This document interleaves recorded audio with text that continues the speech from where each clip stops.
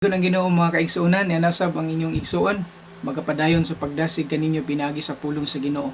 Nini mubong panahon mga kaigsuonan, magatuon kita sa pulong sa Ginoo, diha makita sa Kolosas kapitulo 2 bersikulo 6 mga kaigsuonan, ug ingon ani ang pagkasulti sa pulong sa Ginoo. Kay inyo namang gidawat si Kristo nga Ginoo, pag kinabuhi kamo, diha kaniya. Mga kaigsuonan sa mubong panahon, ang mga magtutuo sa lugar sa Kolosas mga kaigsuonan, nahikalimot sila sa pagkinabuhi nga makapahimuot ngadto sa Ginoo. Gusto sa Ginoo mga kaigsuonan nga dasigon sila sa ilang pagpangalagad.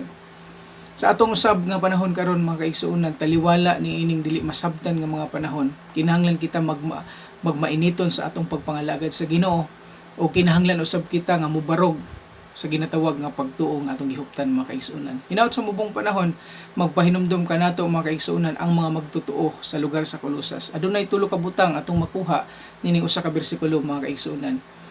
Baliko na ko ang giingon dito sa Kolosas 2:6, busa kay gidawat ti manyo si Kristo nga Ginoo, pag kinabuhi kamo diha kaniya. Mga kaigsuonan, ang unang butang atong makuha gikan ni ana mao ang pulong gipahinumduman sila sa pagkinabuhi diha sa Ginoo mga kaigsuonan. Kung makita na ito mga kaigsuonan, kini sila mga magtutuo na.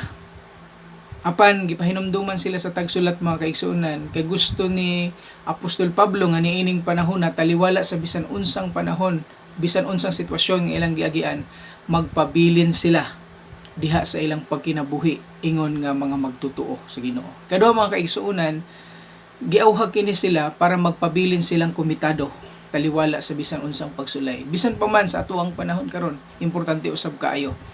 Usay mabot ang kaguol, mabot ang kabalaka, daghang problema nagaabot sa itong kinabuhi ug makaingon tas itong gugalingon. Kaya pa ba nako ni? Makalahutay pa ba kako aning pagsulay nga niya nako? Pasultihan di kay igsuon, daghang pagsulay ato ang madangatan.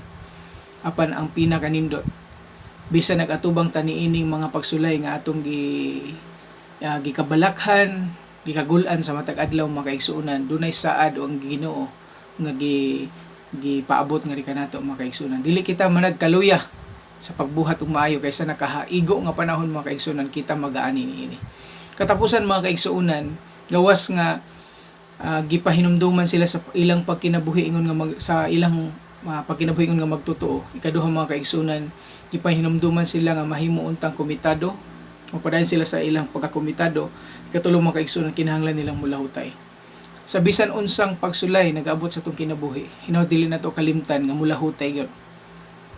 It's not all about sa atong pagsugod mga kaigsuonan, but kung giunsa nato ni pagtapos sa natong gisugdan.